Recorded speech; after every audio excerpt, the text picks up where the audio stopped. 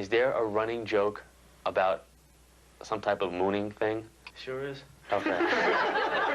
I totally believe that after-death communications are part of our everyday life, whether it's avoiding a simple car accident, and people say, oh my God, I saw my father's face and I avoided the accident, or a simple message of love coming through in a visit, which is a dream, or the actual reading where the major validations come through to provide us with the evidence of this is real.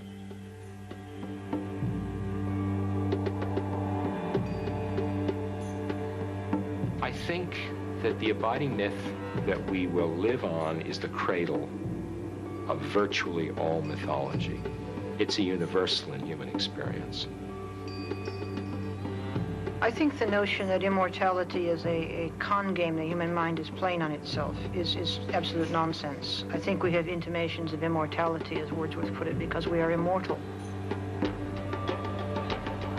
American culture is so, what I call spiritual dumb on the notion of death. And other cultures are so much more what I call spiritually intelligent. The fact that we make such an issue over is there scientific proof for some kind of survival of death, in many ways is specific to modern Western culture. A lot of traditional, indigenous, simpler sorts of cultures where religion sort of permeated the fabric of everyday life wouldn't see this as an issue. Not only were people taught to believe that in their religious upbringing, but a lot of apparent psychic phenomena happened that seemed to prove it. People would dream of the dead, and obviously they'd received a communication from a loved one, you know, and the emphasis was on what did the communication tell you, not on is it possible for people to communicate.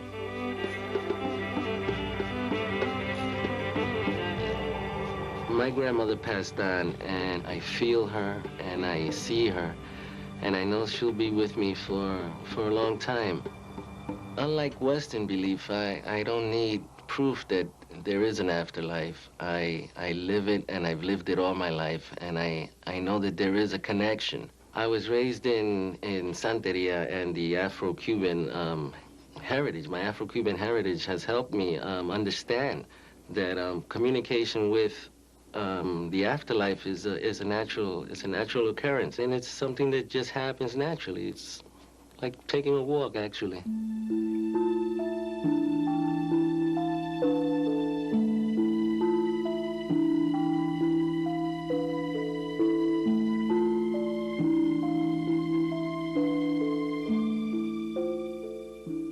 When the topic of survival of consciousness comes to mind, there's immediately a paradox also comes to mind. From the general population point of view, everyone is interested, vitally interested in this question. And so you would think there would be a lot known about this, not only from an experiential point of view, of course there are a lot of stories, but from a scientific point of view, because science is very good at studying difficult problems. But the fact is that there isn't very much that's known scientifically. I think the big reason that most scientists don't even know you could investigate survival of consciousness, much less actually look at it. They're psychologically very ambivalent or afraid about opening up that box of what's the meaning of my life. Suppose they didn't find any. So it's better to push the whole thing aside, say there's nothing to find. We know quite well how to study these things. It's just going to take a long time because we have kind of a problem here. We're studying, does consciousness survive? Okay, that's a good question. Well, let's begin by saying, what is consciousness? We don't know. So maybe someday when we figure out what consciousness is, we'll be able to study whether it survives. But until then, it's going to be a giant guessing game. We should have hundreds or thousands of scientists with the greatest psychological sophistication, studying hundreds of mediums to really get at it.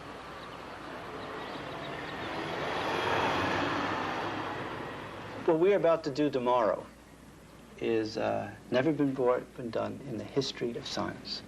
And it has never been the case before that a group of pioneering mediums are teaming together with a group of scientists in a university that really believes in the idea that any important question that is meaningful for people should be asked in an open fashion.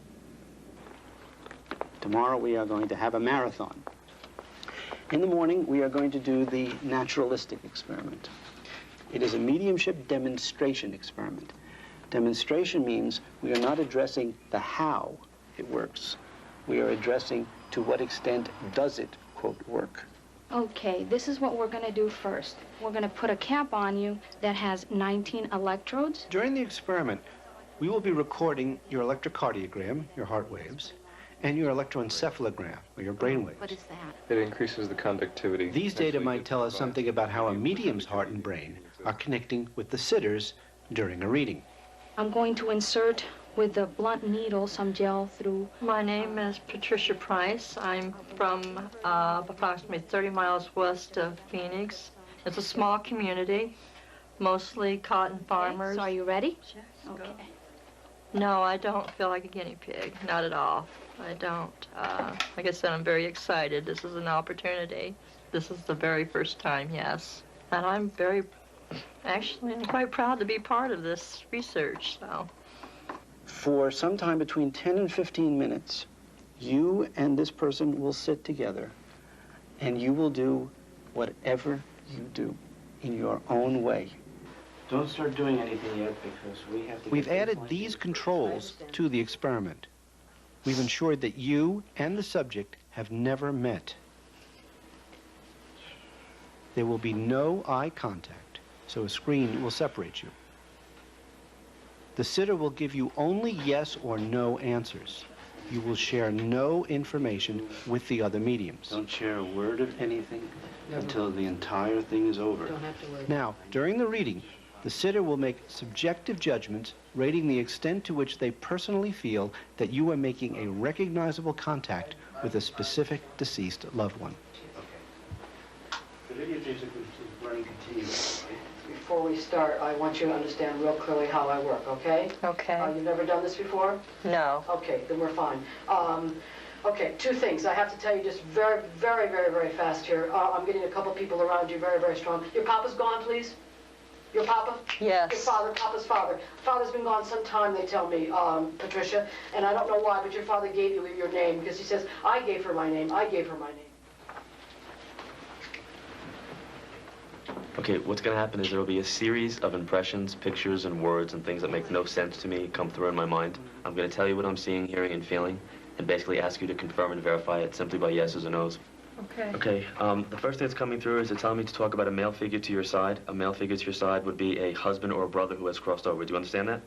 Yes. Okay, actually there's three. There's three.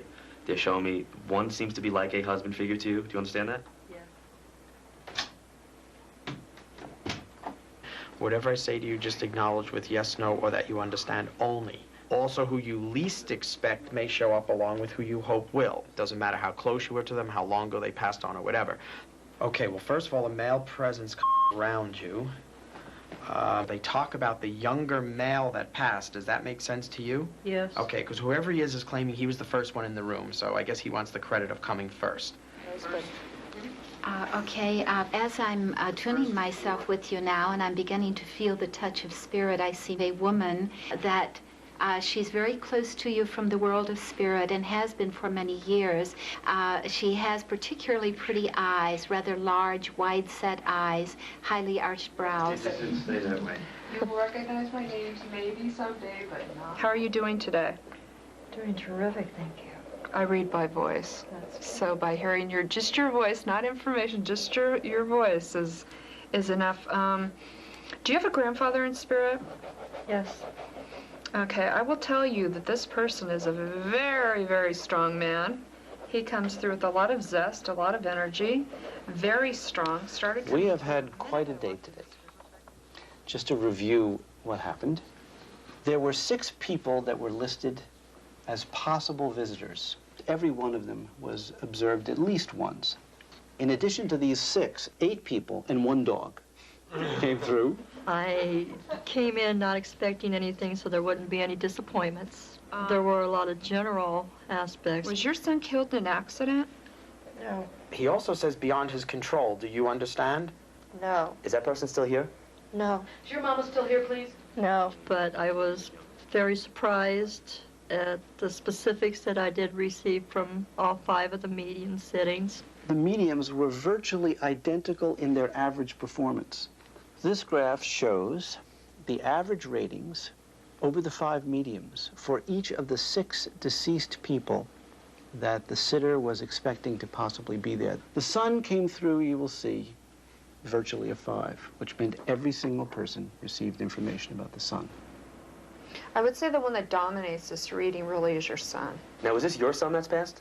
Yes. Okay, because he's jumping up and down. My God, he's making me feel like you need to know that he is here. Now, I don't understand this, but your son also apologizes for his passing?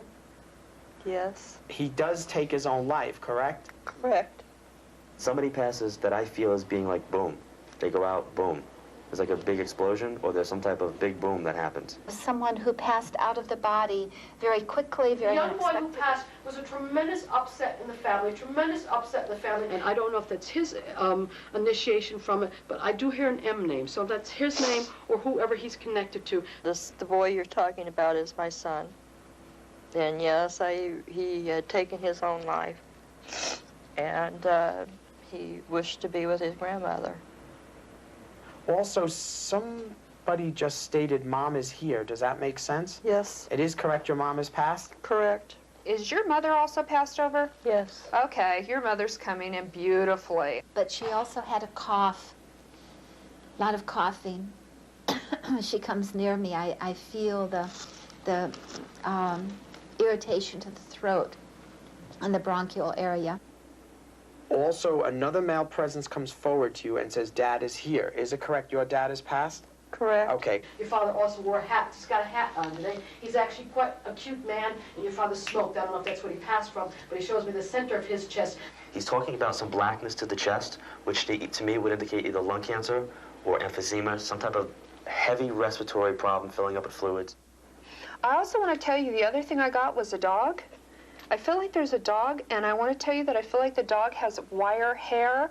Does this make sense to you, yes or no? Yeah. There now is a dog who walked into the room. Oh, it was Mother's and Papa's dog. They gave me the dog that walked into the room. Did your husband have a dog who passed? Something about a dog. Something about a dog. God, I keep seeing that little dog again. He just kind of keeps wandering in and out. The dog is back. The dog is back. Yes. The dog that you're inquiring to is a little dog by the name of Pee-wee. Was a little chihuahua that lived to be 20 years old that I had to put to sleep last year. Preliminary analyses of the heart-brain data indicate that the medium's brain is registering the subject's heart, while the medium's heart is disconnecting with the subject's heart. These findings are consistent with the hypothesis that during a reading, the medium is disconnecting from the sitter and possibly connecting with the deceased. This experiment does not tell us how this phenomenon occurs. What it does strongly suggest, to put it mildly, is that there is a phenomenon and that it can be replicated and that it has very deep significance. We hope this is a beginning, a new beginning for this work.